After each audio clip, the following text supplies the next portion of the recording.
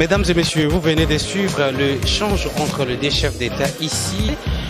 Du lancement des programmes des systèmes de passation des marchés. Il est question de rendre compte de l'exécution de la loi de finances du pouvoir central du dernier exercice clos. À cet effet, je me dois de passer en revue ce que nous, exécutif national, avions l'autorisation de faire durant l'exercice budgétaire 2022 pour solliciter de votre auguste Assemblée aux fins de valider et de clore rétrospectivement les recettes et les dépenses du budget de l'État de l'année dont question. Honorable Président de l'Assemblée nationale, distingués membres du bureau de l'Assemblée nationale, honorables députés, élus légitimes du peuple. Ma présentation est subdivisée en 3 points. Premièrement, synthèse du projet de loi portant reddition des comptes 2022 en chiffres. Deuxièmement, principales articulations du projet de loi portant reddition des comptes 2022. Et troisièmement, présentation sommaire de la situation des dépassements des crédits. S'agissant de la synthèse du projet de loi portant reddition des comptes 2022, en substance, le projet de loi portant reddition des comptes de la loi de finances du 31 décembre 2021 portant sur l'exercice 2022 est tout simplement la résultante de cette démarche. En termes chiffrés, les grandes articulations en recettes et en dépenses se présentent de la manière suivante. En recettes, les recettes du budget du pouvoir central réalisées lors de l'exercice budgétaire 2022 sont chiffrées à 26 126 milliards de francs congolais, soit un taux de réalisation de 117% par rapport aux prévisions de 22 253 milliards. Elles comprennent les recettes du budget général, composées des recettes internes et des recettes extérieures. Elles comprennent également les recettes des budgets annexes et les recettes des comptes spéciaux. S'agissant des recettes du budget général, elles ont été réalisées à hauteur de 23 863 milliards sur une prévision de 20 408 milliards, soit un taux de réalisation de 116%. Elles sont constituées des recettes internes de l'ordre de 18 432 milliards et des recettes extérieures chiffrées à 5 430 milliards. S'agissant des recettes internes, elles ont été réalisées à hauteur de 18 432 milliards, représentant 124% de réalisation par rapport aux prévisions qui étaient de 14 755 milliards. Elles sont constituées de recettes des douanes et assises, recettes des impôts hors pétroliers producteurs, recettes non fiscales hors pétroliers producteurs, recettes des pétroliers producteurs et recettes exceptionnelles. Recettes des douanes et assises. La Direction générale des douanes et assises, DGDA, a mobilisé 3 854 milliards par rapport à des prévisions de 4 565 milliards, soit un taux de réalisation de 84%. Comparé aux réalisations de l'exercice budgétaire 2021, qui était de 3 033 milliards, il se dégage un accroissement de 27%. Recettes des impôts hors pétroliers producteurs. La Direction générale des impôts a réalisé des recettes de l'ordre de 11 281 milliards sur une prévision de 7 130 milliards, soit 158% de réalisation. Comparé aux réalisations de l'exercice 2021, qui était de 6 243 milliards, il se dégage un accroissement de 80%. Environnement et développement durable, 371%, sport et loisirs, 288%, intégration régionale, 155%, action humanitaire et solidarité nationale, 627%, Affaires coutumières, 102%. Aménagement du territoire, 365%. Telle est donc l'économie du présent projet de loi portant reddition des comptes de la loi de finances pour l'exercice 2022. Et comme vous le constatez, honorables députés, il s'agit d'une année particulière où les réalisations ont nettement dépassé les prévisions qui étaient déjà assez ambitieuses, et donc par un effet mécanique, une catégorie de dépenses vient en accroissement, mais cela va bien au-delà de cet effet mécanique, puisque dans notre pays, nous le savons tous, notre budget, même s'il est en accroissement, reste un des plus faibles budgets par tête d'habitant, et donc la pression des dépenses demeure toujours à son maximum, et c'est ainsi que cette performance en matière de recettes n'a pas empêché qu'il y ait cette surconsommation des crédits dans la quasi-totalité des ministères et institutions. Les recettes non fiscales, hors pétroliers producteurs, sont les recettes administratives, judiciaires, domaniales et de participation, DGRAD en sigle. Elles ont été réalisées à hauteur de 2 657 milliards sur une prévision de 2 664 milliards, soit 99% de taux de réalisation. Comparé aux réalisations de l'exercice budgétaire 2021, qui était de 1 904 milliards, il s'est dégagé un accroissement de 39%. Recettes des pétroliers producteurs. Sur une prévision de 394 milliards, dont 124 milliards pour la DGI et 270 milliards pour la DGRAD, les réalisations des pétroliers producteurs ont été de 639 milliards répartis comme suit. 189 milliards pour la DGI et 449 milliards pour la DGRAD. Comparé à l'année 2021, au cours de laquelle les réalisations des pétroliers producteurs se chiffraient à 441 milliards, il y a lieu de signaler un accroissement de 44%. S'agissant des recettes extérieures, en 2022, sur une prévision de 5 652 milliards, l'intervention des partenaires techniques et financiers a été de l'ordre de 5 430 milliards, soit un taux de réalisation de 96%. Comparé aux encaissements de 2021, qui étaient de 2 926 milliards, il se dégage un accroissement de 85%. Recettes des budgets annexes. Prévues par la loi de finances de l'année 2022, tant en recettes qu'en dépenses, à hauteur de 409 milliards, les recettes des budgets annexes ont connu dans l'ensemble une réalisation de 309 milliards, soit un taux de réalisation de 75%. Par rapport à l'exercice 2021, dont les réalisations étaient de 305 milliards, il y a lieu de noter un accroissement de 1%. S'agissant des recettes des comptes spéciaux, elles ont été prévues dans la loi de finances en recettes comme en dépenses à hauteur de 1 434 milliards. L'ensemble des recettes réalisées par les comptes spéciaux s'est élevé à 1 988 milliards, soit un taux de réalisation de 138%. Par rapport à l'exercice 2021, dont les réalisations étaient de 872 milliards, il est noté un accroissement de 127%. En dépenses, les dépenses du budget du pouvoir central projetées pour l'exercice 2022 à 22 253 milliards ont été exécutées à hauteur de 28 641 milliards, soit un taux d'exécution de 128%. Elles comprennent les dépenses du budget général, des budgets annexes et celles des comptes spéciaux. De l'exécution des dépenses du budget général, sur une prévision de 20 408 milliards, les dépenses du budget général ont été exécutées à hauteur de 27 344 milliards, soit un taux d'exécution de 133%.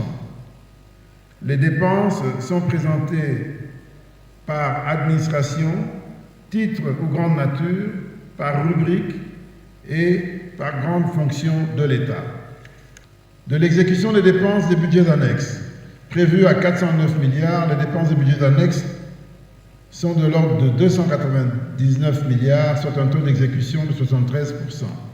Comparé à l'exécution des dépenses de 2021, se chiffrant à 305 milliards, il se dégage une régression de 1,73%.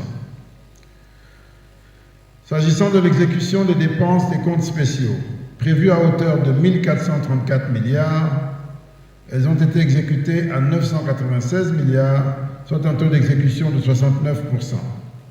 Comparé à l'exécution des dépenses des comptes spéciaux de 2021, qui se sont chiffrés à 872 milliards, il se dégage un taux d'accroissement de 14%. La comparaison des recettes et aux dépenses budgétaires dégage un solde budgétaire qui se présente de la manière suivante. Solde du budget général, déficitaire à hauteur de 3 481 milliards. Solde des budgets annexes, excédentaire à hauteur de 9 milliards. Solde des comptes spéciaux, excédentaire à hauteur de 991 milliards. Par conséquent, le solde consolidé du budget du pouvoir central accuse un déficit de 2 480 milliards. Les principales articulations du projet de loi portant reddition des comptes 2022. Outre le rapport, l'exposé des motifs, le projet de loi, y compris les annexes, les détails de l'exécution de la loi de finances pour l'exercice 2022, sont repris dans les brochures de la reddition des comptes qui vous ont été déposés en 3 tomes, à savoir le premier tome, le tome 1, reddition des comptes du budget du pouvoir central, et qui comprend 7 volumes. Rapport et annexes, exposé des motifs, projet de loi et annexes, recettes du budget général, reddition des comptes des institutions, reddition des comptes des ministères, reddition des comptes des services provinciaux, mission diplomatique et poste consulaire de la République démocratique du Congo, le tome 2, budget annexes et comptes spéciaux, le tome 3, détail du compte général du Trésor, dégageant la situation consolidée de financement des opérations du Trésor. Situation sommaire des dépassements et des sous-consommations de crédit. Avant de vous livrer le contenu de la situation des dépassements, attardons-nous quelque peu sur la problématique.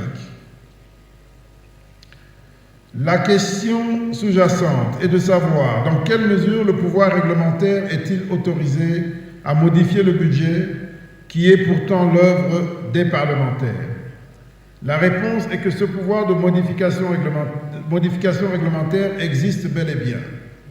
Il est non seulement précisé, mais aussi encadré au travers des mécanismes des mouvements de crédit, d'une part, on le retrouve dans les articles 45 à 51 de la loi du 13 juillet 2011, et des procédures particulières d'autre part, que l'on retrouve reprises dans les articles 69 à 73 de la même loi. Il s'ensuit, au cours de l'année, la loi de finances rectificative en vue de rectifier les libertés prises par l'exécutif. Cela est également légiféré à l'article 27 de la loi du 13 juillet 2011. Par ailleurs, l'acte que votre auguste Assemblée va poser, à savoir le vote du projet soumis à votre approbation, est de grande envergure en ce sens que la loi qui en découlera viendra valider et clore rétrospectivement les dépenses et les recettes prévues et autorisées dans le cadre de la loi de finances du 31 décembre 2021 portant sur l'exercice 2022. Il en sortira un compte de réalité avec une approche de sincérité. Globalement, les dépassements des crédits constatés dans le présent projet de loi s'expliquent par les limites du budget des voies et moyens présentant des prévisions irréalistes par rapport aux besoins réels, ce qui constitue un problème d'ordre structurel dans notre pays. d'où la nécessité d'achever les réformes que nous avons entamées en matière de finances publiques. La situation des dépassements des crédits présentés ci-dessous par section et rubrique budgétaire concerne essentiellement les dépenses de fonctionnement.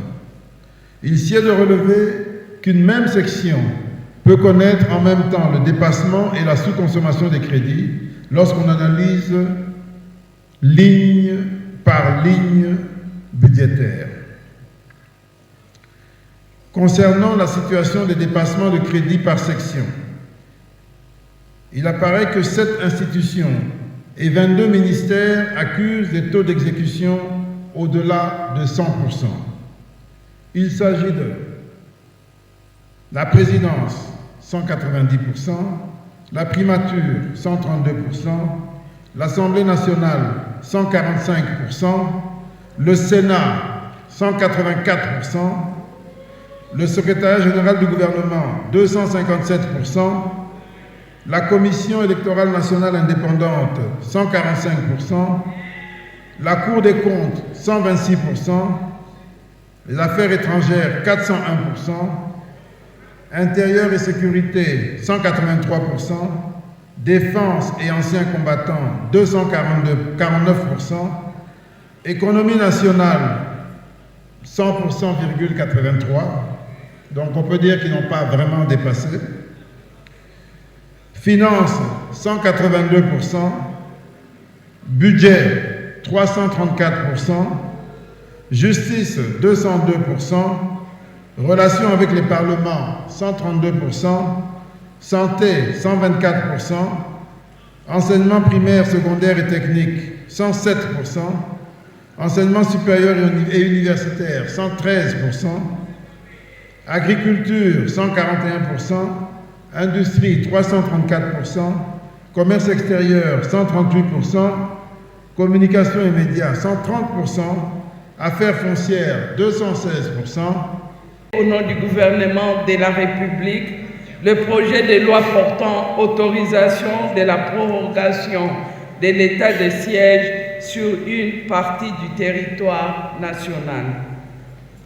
Pour rappel, la République démocratique du Congo est, depuis plus de 2 décennies, en proie à des atrocités provoquées par des groupes armés, tant nationaux qu'étrangers, entraînant entre autres des morts, des viols et des déplacements massifs des populations, principalement dans les provinces de l'Ituri et du Nord Kivu.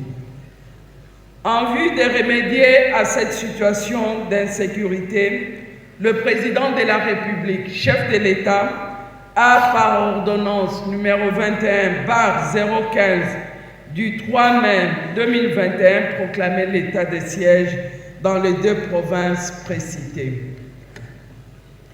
Depuis son instauration, ce régime exceptionnel est prorogé sur autorisation du Parlement tous les 15 jours afin de continuer à produire des effets conformément à l'article 144, alinéa 5 de la Constitution. À ce jour, la paix recherchée n'est pas totalement rétablie à cause de la persistance de certains groupes armés tels que les ADF, MTM, le Zaïre, le Codeco et les terroristes M23/RDF dont l'activisme est encore remarquable.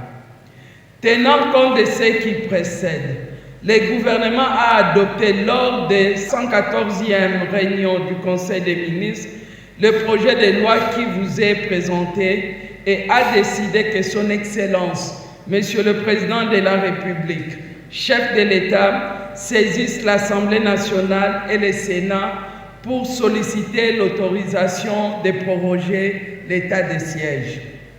Honorable Président de l'Assemblée nationale, honorables membres du bureau, honorables députés nationaux, j'aimerais saisir cette occasion pour rappeler aux élus du peuple qu'ayant pris en considération toutes les voix qui s'étaient levées il y a un temps sur la nécessité d'évaluer l'état de siège afin d'en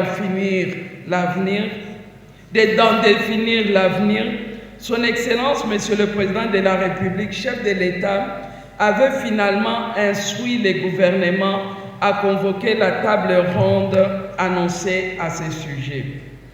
Les travaux relatifs qui se sont tenus du 14 au 16 août 2023 ont été ouverts par lui-même en présence notamment des députés nationaux et sénateurs participants.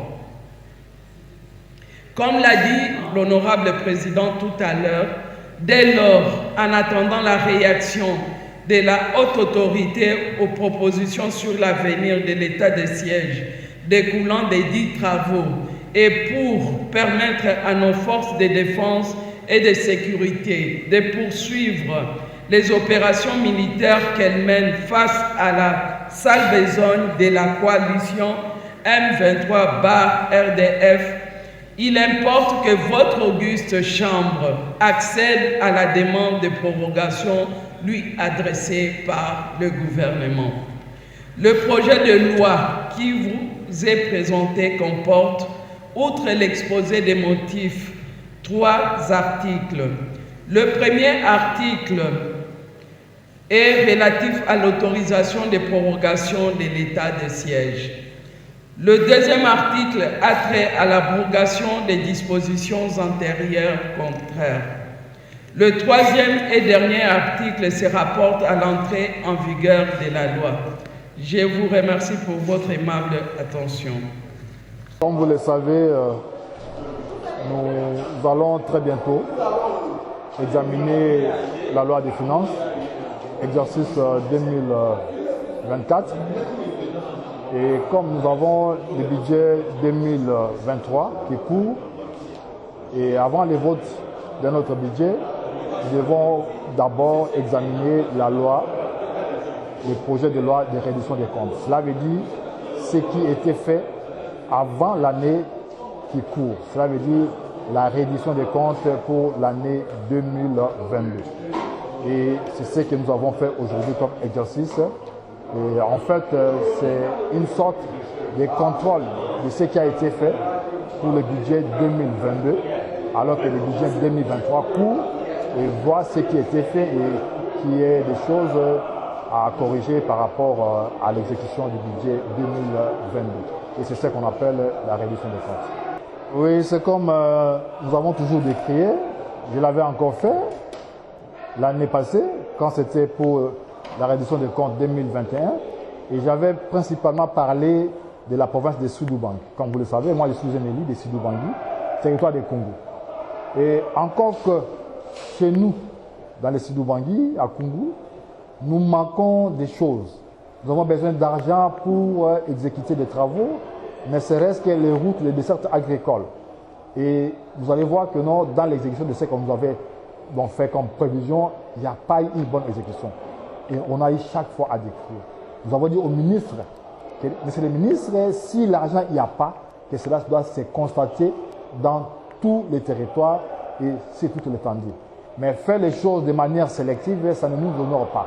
Si aujourd'hui, nous nous sommes mis en difficulté, c'est parce que, au moins à Kinshasa, on peut voir les premiers ministres, on peut voir les gouverneurs qui travaillent, on peut voir les ministres et ceci. Mais nous, à l'intérieur, là où les ministres n'arrivent pas, là où les premiers ministres n'arrivent pas, tout tombe sur les députés, sur les élus que nous sommes, alors que notre rôle, c'est seulement de parler, c'est d'amener les désidératas de cette population ici à l'Assemblée nationale, qui est l'autorité budgétaire, et qu'après le vote du budget, que les gouvernements, que les pouvoirs exécutifs puissent en exécuter. Mais dommage qu'à chaque fois, c'est le même constat, et nous ne cesserons pas aussi de parler, on a encore parlé aujourd'hui. Vous voyez comme dans le secteur de santé, dans les sites d'Ubangi, territoire des Congo, ce qui était demandé de faire, d'exécuter, ça n'a pas été fait. Ou si c'est fait, c'est avec un taux très minime. Nous avons le territoire de l'Ubangi, la mairie de Zongo, secteur de santé, un secteur très vital, mais la prévision, donc l'exécution ne suit pas la prévision. Donc c'est fort dommage, on a parlé et voilà, le ministre a aussi essayé de répondre, il a reconnu certaines choses, le dépassement est là, et par rapport aux des ministères qui ont dépassé même de 120%, même 400% comme les affaires étrangères, et ça nous fait vraiment... Bon, j'ai aussi à parler, parce que vous savez, on va affecter de l'argent dans une... Disons qu'on met l'opposition politique qui est au Congo. Nous savons tous que nous avons une opposition plurielle.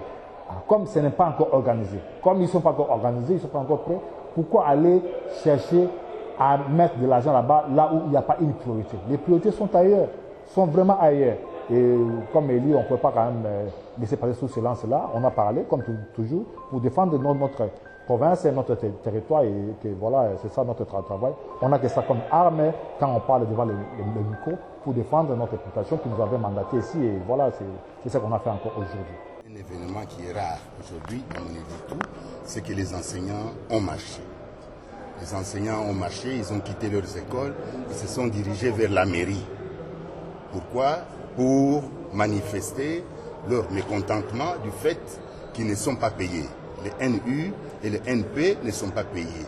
Bon, ils ont dit, écoutez, on est fatigué de toujours travailler, mais sans être payés.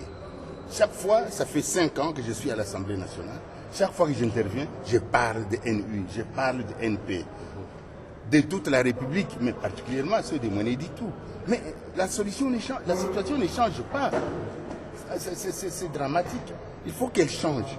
C'est pour cela que j'ai atterri en faisant une proposition au ministre des Finances qu'on puisse libérer, qu'il puisse libérer un forfait, par exemple 50 millions de dollars, pour qu'on puisse mécaniser ne fût-ce qu'un nombre un peu partout dans toute la République, dans les 26 provinces, qu'on prenne par exemple 2000 ici, 2000, 2000, qu'on donne ça à la fonction publique et que la fonction publique puisse mécaniser.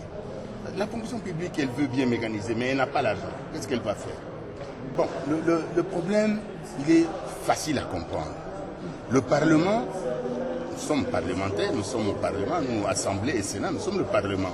Nous examinons et nous adoptons le budget.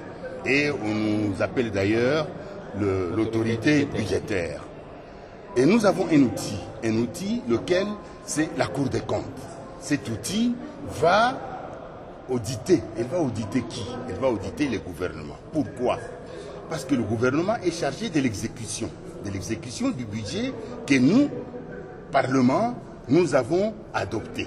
Après examen, nous adoptons un budget et ce budget est transmis à la présidence de la République et le président de la République le promulgue.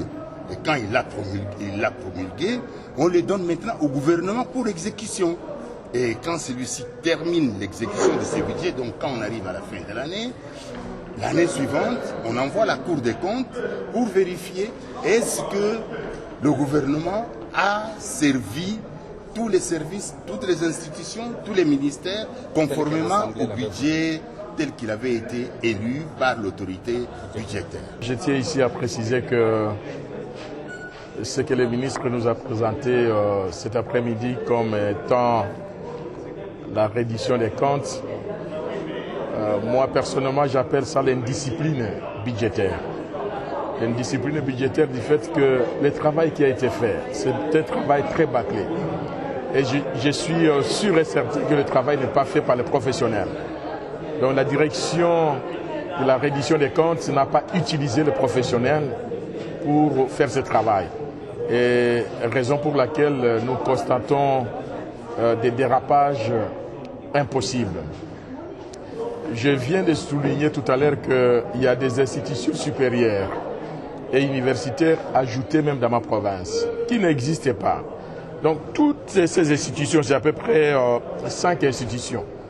Donc ISP Machumbi n'existait pas chez moi, ISP Ruchuru n'existait pas dans les Haut-Tuélé, ISTEM Bishusha n'existait pas dans les Haut-Tuélé, ISTEM Kiroch n'existait pas dans les Haut-Tuélé, même Rwakuba.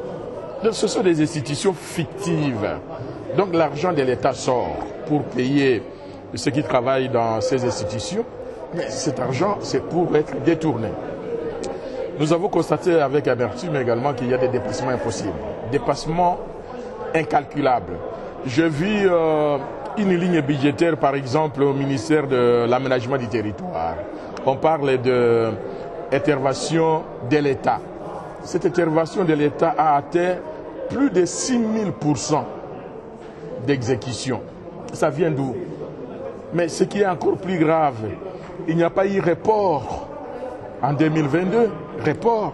Donc il y a eu un montant de plus de 2 milliards qui devrait être reporté au budget de 2022. Donc provenant du budget de 2021. Le gouvernement n'a pas fait les reports. Cela signifie tout simplement que le gouvernement a détourné cet argent. Donc l'argent est détourné, on ne sait pas là où ça se trouve. Et nous restons, nous croisons les bras, nous disons que non, tout va bien, qu'on clôt des débats. C'est inacceptable. Donc ce qu'il faut, il faut sanctionner le gouvernement. Il faut constituer une commission d'enquête. Je sais pertinemment que nous avons des sérieux problèmes dans notre chambre, où les commissions sont créées mais ne fonctionnent pas, où les gens volent l'argent de l'État mais ils ne sont pas sanctionnés. Mais je suis au moins surpris parce que nous avons l'inspection générale des finances déployée dans tous les ministères. Mais le dépassement, ça se fait comment? Et quand nous disons que l'inspection générale des finances, c'est une structure politique, les gens ne veulent pas nous croire. Donc c'est une structure politique. Si tu es opposant, on s'accroche à toi. Si tu es de l'union sacrée, tu es dans une blanchisserie impossible. Et c'est clair, c'est noir sur blanc que non, l'inspection générale des finances ne fait rien. Donc le travail qui est fait par la Cour des comptes, c'est un travail efficace. Et très clair, nous, au niveau de l'Assemblée, nous devions nous saisir de ces rapports présentés par la Cour des comptes pour sanctionner le gouvernement. Mais nous allons mettre ça dans les tiroirs, pas de sanctions. On accepte, on applaudit, nous partons aux élections, on laisse tomber, c'est ça la République. Ce qui est important, d'abord, la population doit savoir élire. C'est très important. Le problème du Parlement, ce n'est pas le problème des diplômes. Le problème du Parlement, c'est le problème de l'éthique. Il y a absence d'éthique, il y a absence de la morale. Donc il n'y a pas de moralité dans ce que nous faisons au niveau de notre Chambre. Donc si nous avons un Parlement crédible avec des hommes qui ont un niveau élevé d'éthique, le pays va changer en un clin d'œil.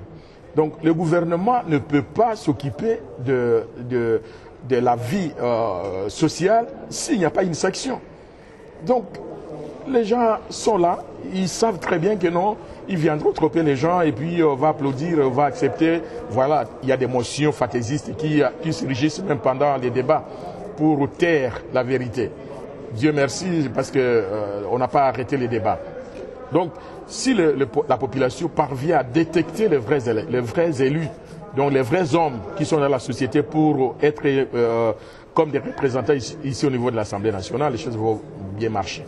Mais malheureusement, il y a encore une frange importante de la population qui s'occupe plus des t-shirts, qui s'occupe de la distribution d'argent, des constructions des écoles, ainsi de suite. Mais ce n'est pas ça le rôle d'un député. Moi, dans ma circonscription, j'ai construit des écoles, des centres de santé, mais je ne demande jamais à la population de me coder sur base de ça, parce que ce n'est pas ça mon travail. Nous faisons ça parce que nous avons un gouvernement défaillant, un gouvernement incapable de résoudre les vrais problèmes de la population, et notre argent des poches, nous dépassons ça pour faire les œuvres sociales. Pour vous informer de l'essentiel de l'actualité en République démocratique du Congo, il vous suffit de vous abonner sur Top 243 News TV, également nous lire sur www.top243news.com. Au nom de toute la rédaction, nous vous remercions.